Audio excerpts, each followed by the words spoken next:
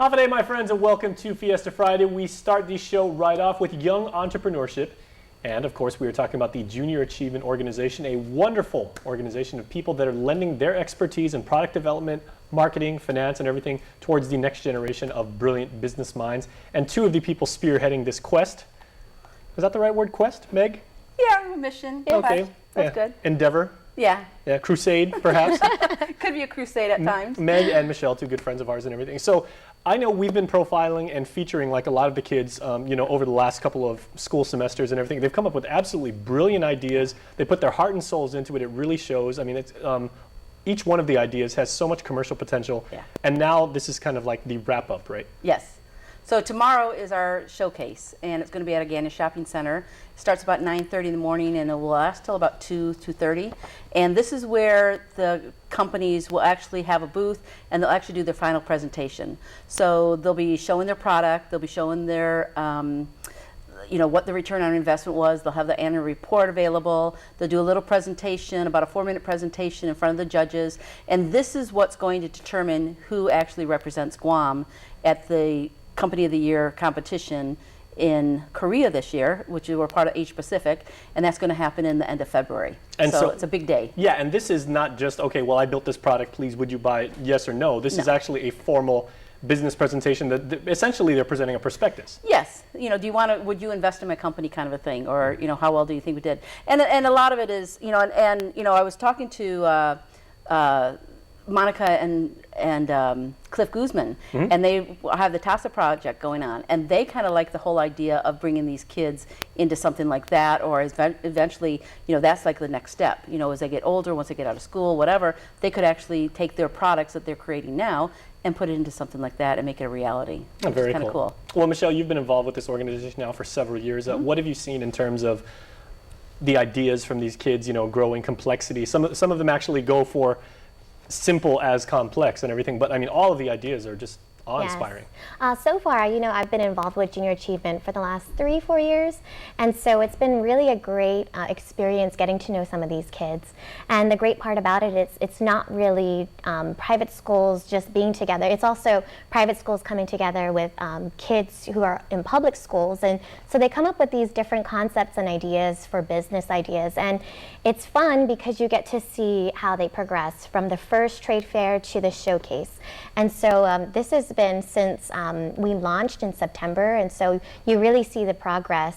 You'll see the progress tomorrow, because a lot of them have really learned about how to create a product, the best way and how much time they put into it. And so you really get to see some of these great ideas, and we're excited because the national or the international competition is always fun for our students. Well, ladies, can I just ask one thing? Because one lesson that we always try and teach aspiring entrepreneurs is, you're not so much defined by your successes, but by your failures. And there is a lot of education that you can learn from when things don't always go your way. How do you actually teach kids that things aren't always going to be, champagne and strawberries and everything? Every once in a while you will run into a frustrating situation, but you got to soldier on. I think it just kind of happens naturally. We do have one company that won't be featuring tomorrow. It seems like every year, it seems like 1 or 2 fall out.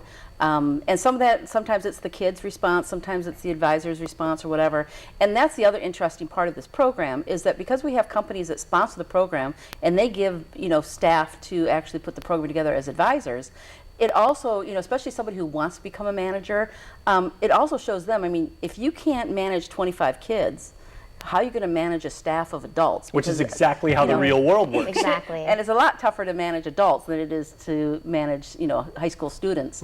It's different. It's corralling a little bit differently. But anyway, so that's the interesting thing. But it is a little bit of failure. And one of the things I always stress, like when we come to the banquet, is, it's you learn from your failures more than you do from your successes.